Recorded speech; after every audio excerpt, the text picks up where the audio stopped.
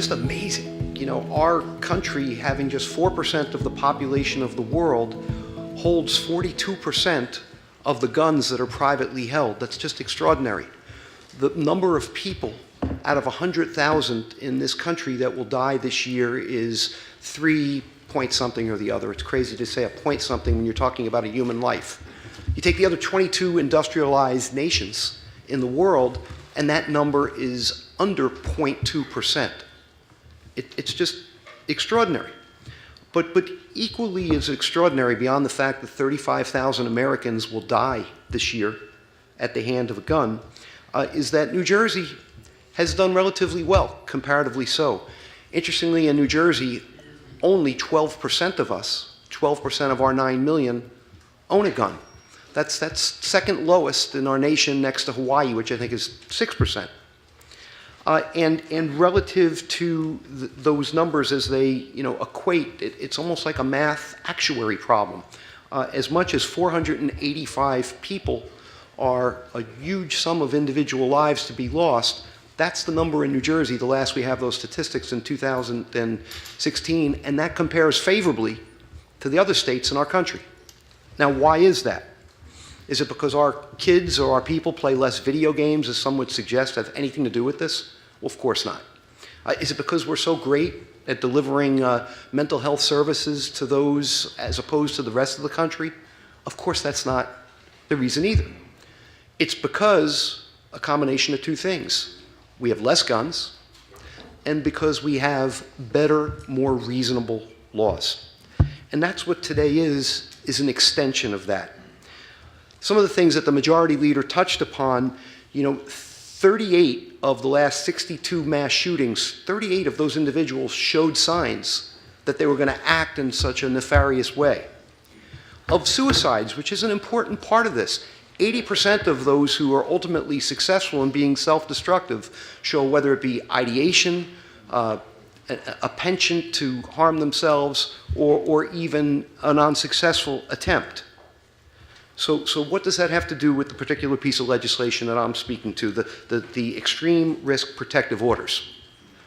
80% of individuals who will die at the hand of a gun will know, if they didn't take their own lives, the person that pulled the trigger on the other end.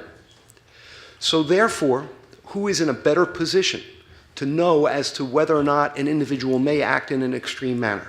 That would be, of course, a member of their household, someone who lives with you. And in the way that we define the member of that household, it would go to things like a former love interest, a prior spouse, someone that you share a child with, as well as those that live under the same roof together. I want to talk about something that's personal to me. Each and every one of us look at every victim for these last 20 years as something we should take personally. But this particular concept of this bill arises from the tragedy involving Gabby Giffords. All of you know her as a heroic congresswoman. I know her as the wife of a friend of mine, Mark Kelly, who he and his brother grew up in the same town I did, went to the same high school, and dreamed of one day being astronauts, which of course we know that piece of the story.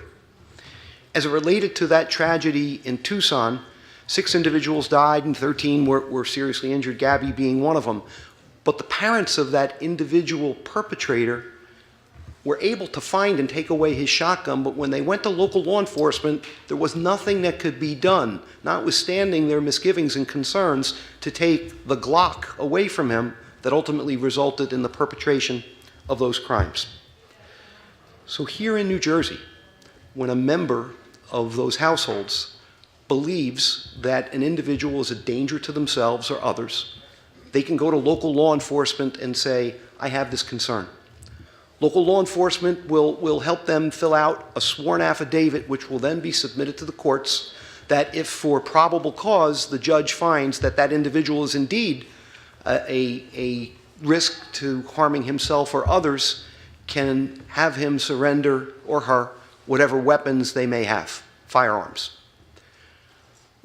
Once that individual is served, they have to return them or turn them in within no later than 24 hours. If they don't, very importantly, that individual is now in contempt, has committed a fourth-degree crime, assuming they're convicted of it, and most importantly, the police are able to effectuate a limited search warrant to remove those weapons.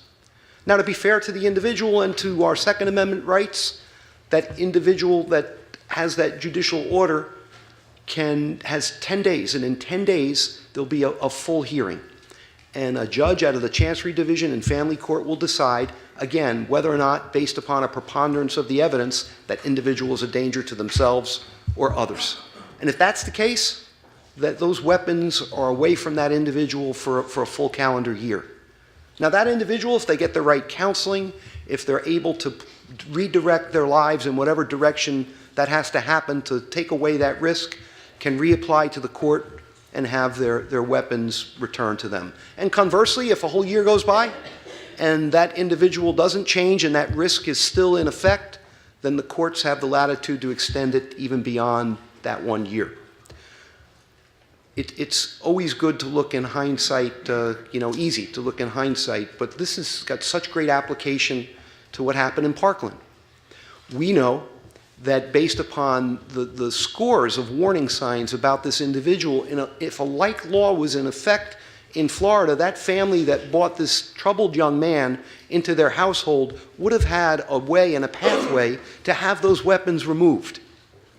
Well, that's what we're doing here in New Jersey, and I'm just so proud to join the majority leader and all of you in a bipartisan way, hopefully, that we can continue to go forward and be a leader on reasonable laws that will protect innocent victims.